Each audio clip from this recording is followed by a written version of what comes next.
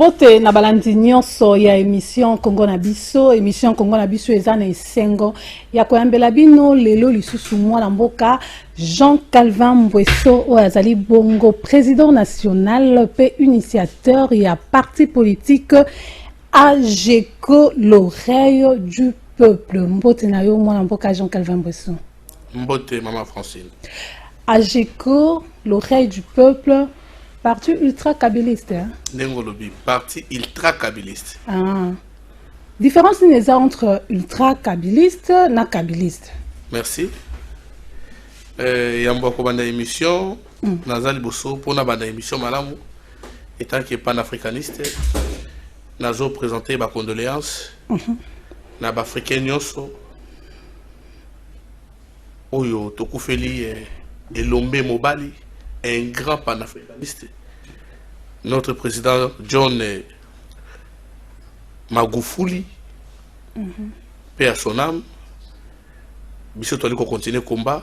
Na yebi ke ndongo ke ikuna siku bokuta na kana muze akoyambayo, kimbanga koyambayo, mamu ila koyambayo, papa simu kimanga koyambayo, Emery Patrice Lumumba koyambayo, parce que baza ba panafricaniste oyo. Bazo bunda pour la valeur, pour défendre souveraineté Afrique, pour défendre indépendance totale d'Afrique. Na bosanité peut présenter ma condoléance. Na katambo kanabiso pour na kulutu na ngai on a linga ki mingi azaka modèle na ngai Henri Thomas Lokondo, paix à son âme. Bien qu'azali muta FCC mais alobaka ba vérité. Na ndaka lokolo na yo monga aloba vérité mingi. Azaki modèle pour na ngai. Ayoko inspirer nga mingi na politique. Na papa na biso uti kokufa o asala ki mana covid makambo ya soni mutamunene bongo asali kisi o ezobikisa batu ata officiellement kwa yete ministre santé ayete gouverneur ayete bourgmestre ayete baki kokunde lokola un simple monsieur eza mawa pe pasi ce qui tozali koyeba ko valoriser batote moto oye na kiso ele ki vaccin mais akufi akei kaka bongo vraiment eza occasion ko senga na mokonzi mboka ave ya kana makambo ya boye voilà na osela kuta interpeller ta ministre ya santé parce que eza malamu te ataya akei boka de sa famille na ye prochainement to baka ko valoriser bato bazozwa temps pour na ko kanisa ko bakiselo ko moko pona boka. D'accord, message qui peut savoir ce que différence ndiko ye ko tia moi mbutu na ba o ya PPRD o bazape ba kabyliste mais yo ye na ultra kabyliste. Pourquoi différence entre kabyliste et ultra kabyliste? Merci. Ba kabyliste ezali batu oyo ba adhérent na parti o Joseph Kabila Kabange azali ko diriger. Pe ba kota ki na regroupement o ya azali autorité morale. Ba big bango ba kabyliste. Parti au Azali, parce que le Lazare président, il y a PPRD. Un grand parti que je respecte beaucoup. Mais, et ça, tous les membres de PPRD, ça la alliance, dans la partie à PPRD, dans la FCC, tous alliés à Nébélé, autorité morale, il y a FCC, Joseph Kabila Kabange, bateau de soigner qu'on gère la carte FCC des kabylistes. Il y a des vrais kabylistes et des faux kabylistes. Contrairement à AGECO, biso tozali ba ultra kabylistes, cela veut dire ata lelo oyo Kabila azali sous président il y a PPRDT. Alobi atiki na politique, atiki bato sous va diriger parti. Mais à kolongwa na idéologie il y a ba nationaliste été. Donc biso ba ultra kabylistes. Ce qu'on lui évaluer ngai, faut évaluer ngai na makila moko lokola Zoé, lokola Joseph Kabila, image etikala, Jassim. OK. Ozomona. Donc biso ba ultra kabiliste. Tozali ba côté ba kabiliste ba suki. Est-ce que ba ultra kabiliste ba bandi. Autorité morale Jean Calvin Mbwesso. On dirait qu'on a bengo autorité morale té hein pour te ba président nyonso, il y a ba parti politique nyonso ndé bazo ko adorer comme wana autorité morale ko la même na place yo zalaka na anadek surtout yo pour kumisa pe président na wana autorité morale na yebi ndenge manda ko lobela ngo autorité morale. Pourquoi yo ningi ba bengo autorité morale té? Merci maman ngai na mon émission za kafu hein. Bon, on moni ba copia kailo ka malamu ya mabe ba copia yango te bato so basala makampo na prestige au moins na carrière politique auto sala e kolanda ka biso lobi ngana ko linga te ba benga l'autorité morale et na ko pe ko interdire te lobi ba benga autorité morale j'ai bien dit lelo ba benga autorité morale te pe na ko interdire te lobi ba benga autorité morale na répondre question na ba volé mi balé étant que juriste de formation et étant que politique animal politique étant que juriste pour ba benga yo autorité morale il faut comment na incompatibilité.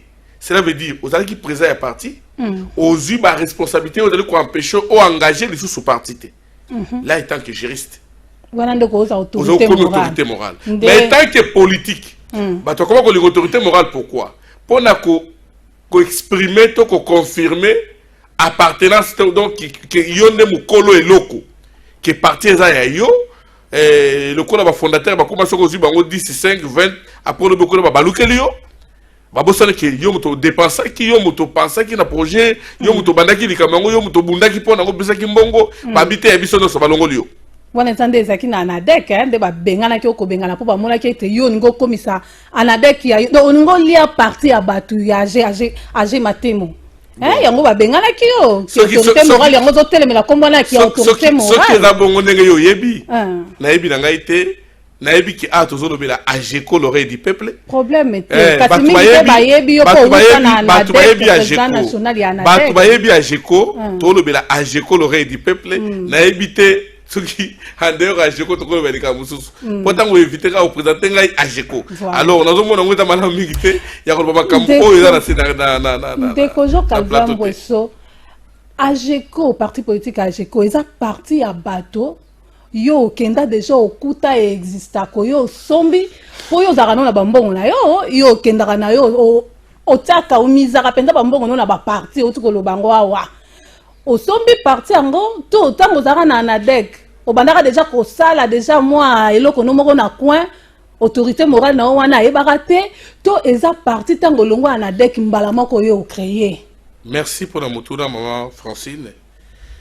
Sincèrement parlant, nazoib sao devant ma conscience parce que la coco ça tout le monde a coco sa conscience dans la tête.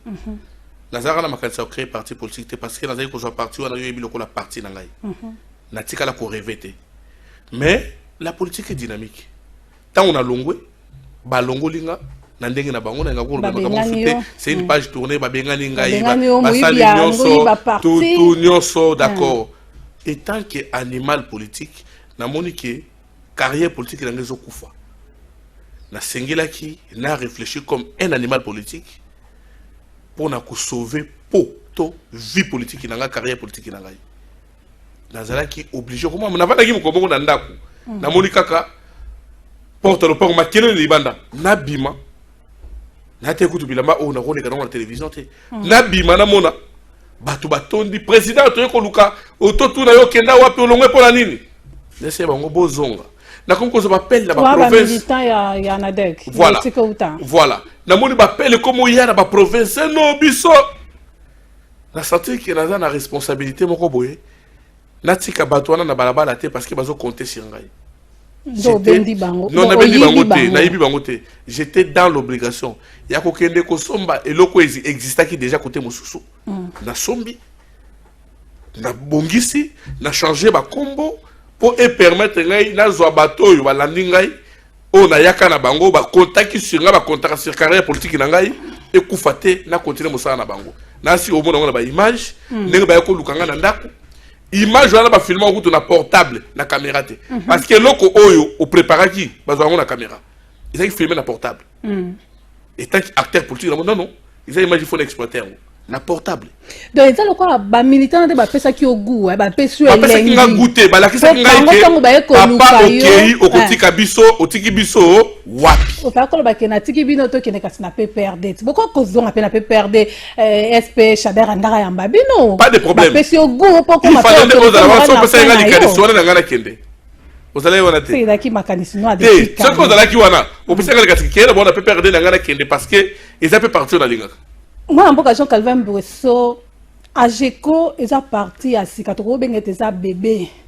mais tout le monde qui était dernièrement dans tout le monde a image circulé na étendu sur internet bozaki na milulu moko bokende ko sala na fleuve Congo Hotel et ça là qui vraiment nini pour boké nango pe ndé pa baloba boké nango likolo boké nango pe na world na classe milulu wana ezalaki nini obo organizaki na fleuve Congo Hotel.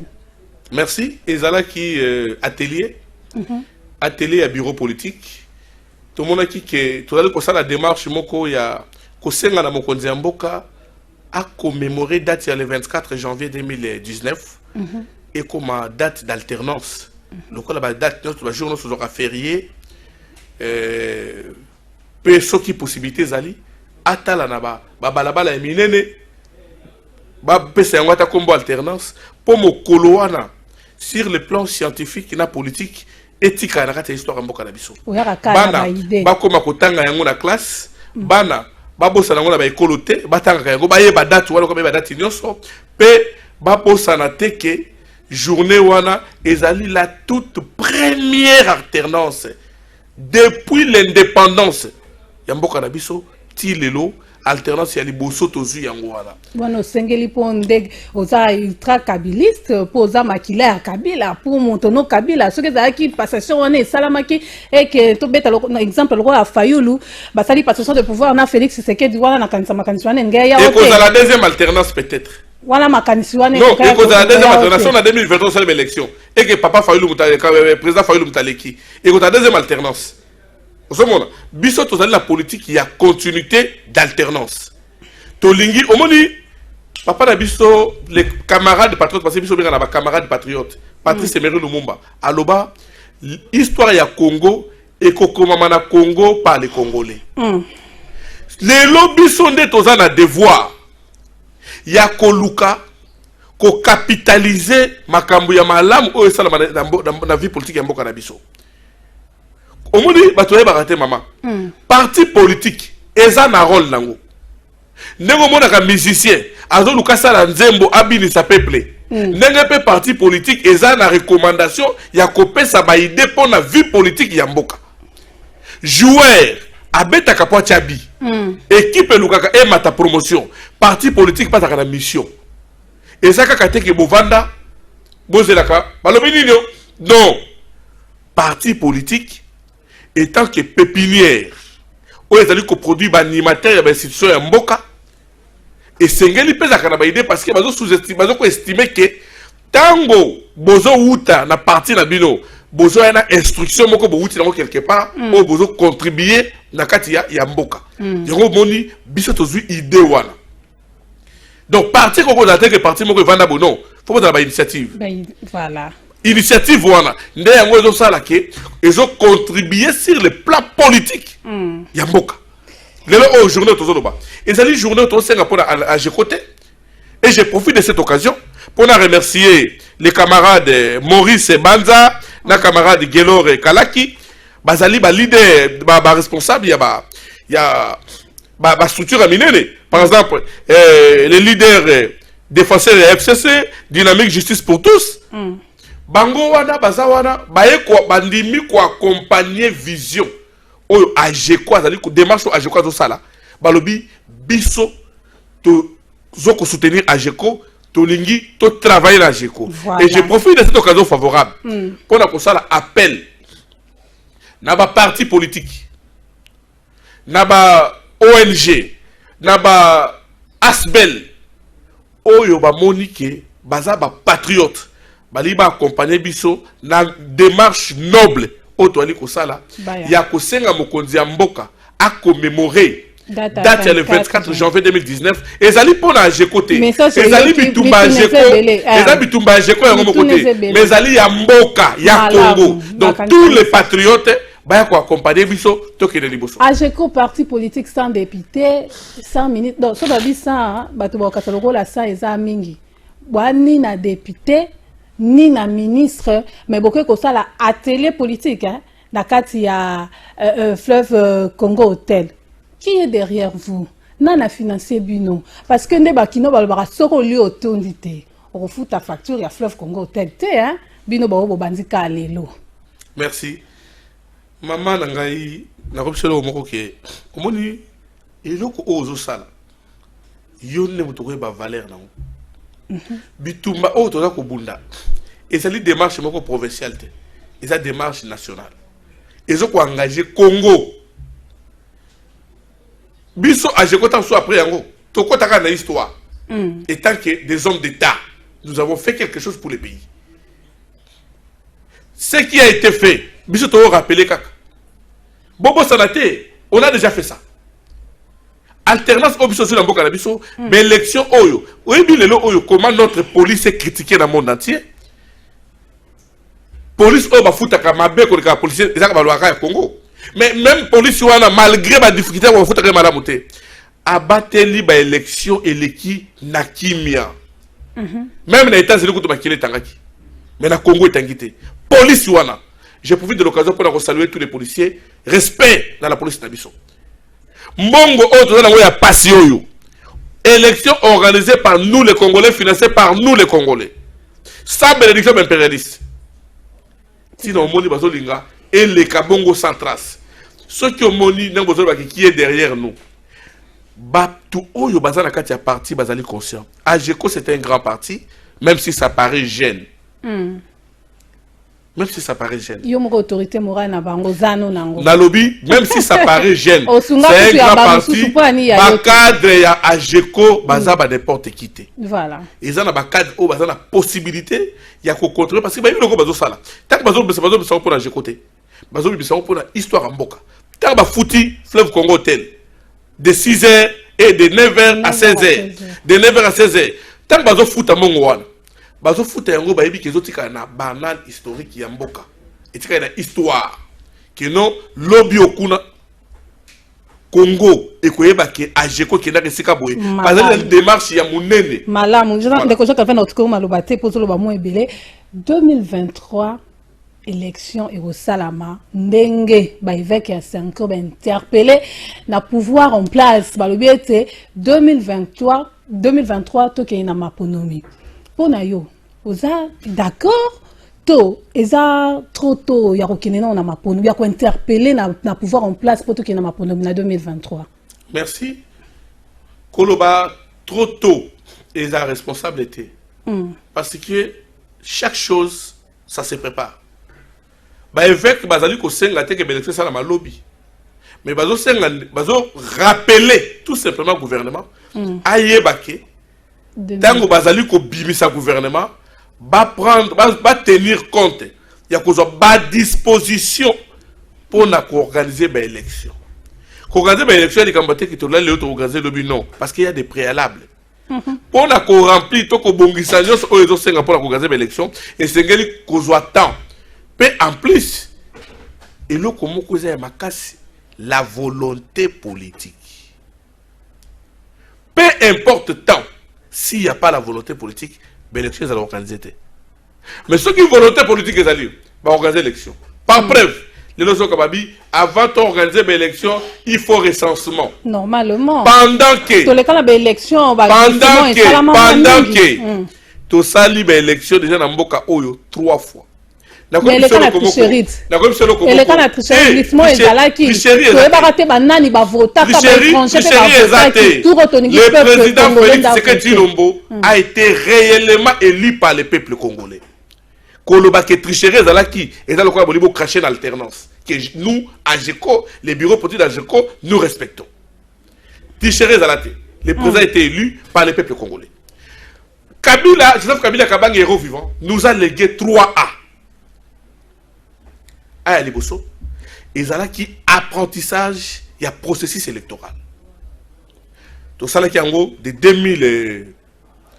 2011 à 2016. De 2016 à 2018, tu as comme ça la assimilation, il y a processus électoral. Et 2018 à nos jours, toujours alternance. Les 3 A que Kabila nous a légués. Pendant tous ces 3 ans, Kabila nous a légué article 3 Awana. Tout ça qui est recensement. Mais et nous sungi biso lelo, tous les présidents Sika, son excellence Félix Antoine Tshisekedi Tshilombo. Oh, bino na s'il vous plaît, s'il vous plaît, na yamba s'il vous plaît, PPRD non, généraliser la batouté. Je suis Jean Calvin Bouesso, je suis responsable visionnaire, il y a un parti politique. Donc vous pouvez comparer ma propos dans la bateau dans la vision d'Angaï. Tout acteur politique est libre. Il y a Kolombo Mouté Manaïli. Il y a une confrontation, une déclaration, non. Tout le monde est responsable de ma propos. Il y a un peu de répondre à ma propos. Donc, dans si ça n'a pas ça. Si na omoni lelo oyo, alternance et boti mbuma munene. Tout ça, le président a bis occupé à comme le numéro 1 Afrique. Union africaine, lelo a dit qu'on jouit na fruit, il y a alternance. Il y a beaucoup de mais bien non, c'est sérieux. Donc, pour vous dire que l'élection en Mboka Oyo, en 2023, AGECO parmi l'élection est salamité en 2023. Surtout pour l'instant, on a bien fait un Joseph Kabila. Bon, l'élection a bien né. Il y a l'élection depuis tout ça, l'élection en 2016. To vanda ti to raté l'élection. Bon, na uti kotanga kwa za elingo lo baki. 2023 Kabange a organisé l'élection misato. Na 2023 pe biso IDPS pe ko organiser l'élection. Maman muta IDPS. Et ko pe organiser l'élection to continuer par to continuer l'émission non naza na la tendance te. To ko continuer pe ka na président Félix Tshisekedi ti na 2030 et ça peut m'abêter. Bon, en tout cas, biso to la constitution maman. Ko continuer na président Félix. Qu'on continue à être les dépend de la volonté de Jean-Calvin Bossoté. C'est la Constitution. Donc, on interroge la Constitution. Parce que l'article 70, ceux qui azali lelo, na qui wana pour la Constitution. Donc, na ko perdre de temps na ngata discuter makamona parce que eza volonté na ngaité. Eza volonté na ngate et ngana ko boya Constitution mboka. Toi, maintenant qu'on réfléchir de ngana yo to réfléchir non moi le comment un peu simple. Tout ça là l'élection na mboko yo tout ça là journaliste c'est ça le problème naza journaliste ayi de peste naza la mukate mon rebeta libaku naza journaliste ya parti mon côté bon élection to organiser na mboko yo élection échange nini social mboka nous allons continuer, pas se continuer, bana bazo tanga mabe, courant ma iso za la karaté, mais toujours organiser quelle élection. Est-ce que tu vois qu'on est quand la élection, toto tikana nous peine de confiance ce qui dit avant d'anon e bonga topé misaye nanu, le quoi na ba ida malamu, tout le monde ba ida na wana eko kisama. Merci maman journaliste. Tala. Kovan ni sa président na pouvoir. Ezanga ina yote. Ezali peuple. Secret ezamoko c'est de répondre au cahier de charges du peuple congolais. Mais malheureusement, tant qu'on a la cahier de charges du peuple congolais, tant qu'on a la cahier de charges du peuple congolais, à ta feuille moko, le peuple souffre. N'habitez, sauf dans la Congo. Parce que Kabila fait l'essentiel. Kabila, asalaki malamunaye na mabenaye. Mais le oyo. Tout ça, le président Yassika, alternance c'est Pessibiso, président Yassika. Mais tout na yo nangai. Talabino, on dirait besoin respecter Constitution Mbokate. Botika qu'on réduit valeur à président de la République. Président de la République, après qu'il serment, Bobi date après qu'il serment. Et jusqu'aujourd'hui, le chef de l'État, l'Ikolo, naye azala mutumosu souté. Pe azalaka pe na mutumosu souté.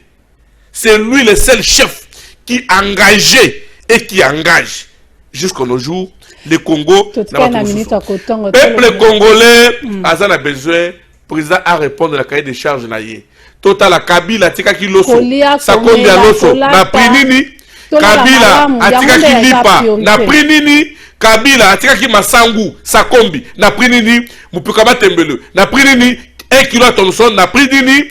1 kilo à sauce on a pris nini. Na pris à l'icolo, carburant coûte 1 litre. Na pris à l'icolo, on a des comment on a fait si c'est carburant peu quitte. Vraiment on s'en 1 litre on a 2 000. Maman journaliste. Maman journaliste. Nga nazali, na habité faut comprendre ngai. On s'en que fatay que ça pour changer moi ba donner moko boyo de Joseph Kabila tikela ki biso ya mabe. Ngai na bateau yambakala. Moi je suis un acteur politique, démocrate, conscient, na ebelo ko na sala ka pe lo ko na lukaka na vie politique nazali koloba te que président Félix asali mabe non j'ai intérêt ya ko soutenir yata ke mokonza mboka na ngai mais nazali ko senga na ye à répondre na cahier de charge à peuple congolais il a le droit et le devoir de faire mieux que Kabila. Ce que Kabila n'a pas fait, il le fait déjà. Il faut ça mieux. Mais à ça non, tu connais ça rien. Tu connais ça rien parce que moi je la famille de mon côté. Ndeko jo Calvin Mbwesso. Maman, le président Félix Tshisekedi Tshilombo, il est le seul et l'unique président qui est mieux placé, a un droit de gérer Mboka mieux que tout le monde depuis l'indépendance jusqu'à nos jours. Oui. Oui. Pourquoi? Non, non, non, ils ont un prestige. Vas-y, c'est pas la parce qu'ils peuvent souffrir. Ils sont pas souffrir. Il y a solo. Parce que le côté de la président Félix Salango, va pas bagati. Ndeko Jean Calvin Mbwesso. Na Silisa. Azali l'unique président. On a le devoir, la possibilité de gérer mieux que Kabila, de gérer mieux que Joseph Kasavubu, de gérer mieux que Mobutu, de gérer mieux que Kabila le père. Kabila le père. Pourquoi? Pourquoi? C'est le seul président où a sali remise et reprise qui gère les passifs et l'actif depuis l'indépendance jusqu'à nos jours. Moi, parfois, ça me fait mal parce que Bolingi a exploité l'histoire en Mboka Nabinoté. Le seul président, j'ai dit et j'assume, qui peut facilement maîtriser le Congo et qui peut décortiquer le Congo le rôle en Gouba. Parce que, avec le pouvoir, tant qu'à coup de pouvoir, le côté, non, non. À coup de pouvoir, je termine. Et on m'a dit qu'on a fait cette émission. On m'a dit qu'on a fait cette émission. Et l'équipe a question sur le tout. Non, non. Pourquoi? Comprends l'émotion dans la je parle avec mon cœur. Que le président de la République a évacué Aza na minute oyo un adversaire te oko gérer mboka oko lekaye par rapport ya ba tout oyo zanango. Voilà. Message. Au sali remise et reprise. Aux ana rétroviseur politique. Au kuti mbongo. Na mboka. Le oyo aux ana possibilité ya ko engager mboka par preuve. Bato ba ko tcheki songi ah oh non boy alongoli bato so mutema na linga sala alongoli je termine le oyo to za sur raisonner raison ça non OK union sacrée hein vous devez répondre OK union sacrée hein message on a déjà toyoki yango olobi OK union sacrée po to moni mingi ya bino bandeko no moi mingi za ki famille yo ke na ngambo union sacrée ndeni ah yo e bien ote nini oye bien ote c'est dans le Congo ezani union sacrée ebité union saleté dans l'amboko te vous avez une révision mon boka non bon tu confondre union sacrée dans notre non on a fait pas les photos on dit amboka union sacrée ah oh et pourquoi union sacrée vision j'étais fou que l'union sacrée existait avant que le chef de l'État comme beaucoup d'amboka existait oui ba yebisa biso mais biso na eza ke mboka na biso ekende malamu yango abengi bino no maman journaliste nazo rappeler en face de vous aux ana président national ya Jeko Loré du peuple avenir du Grand Congo donc au Congo avenir ya Congo te soko histoire te ya mboka Mobutu nda l'accès biso union sacrée ezelo kwa sikate vision et mon condamné qu'a fait Tshilombo, mon président que je respecte, que j'accompagne, n'a rien à voir avec l'union sacrée. Yo Kabila Tindi. Vous avez interpréter, s'il vous plaît. Vous devez confondre la vision du chef de l'État. L'union sacrée existait avant. Peu ma politique est un bon canabiso. Et ça a un mauvais souvenir à l'union sacrée. Je termine. Ah, c'est que oh, peut dans la réussite, hein. Et vous avez un mauvais souvenir. Je ne peux jamais être prophète de malheur pour mon pays. Mais je vous dis que je ne crois pas à ça. Mais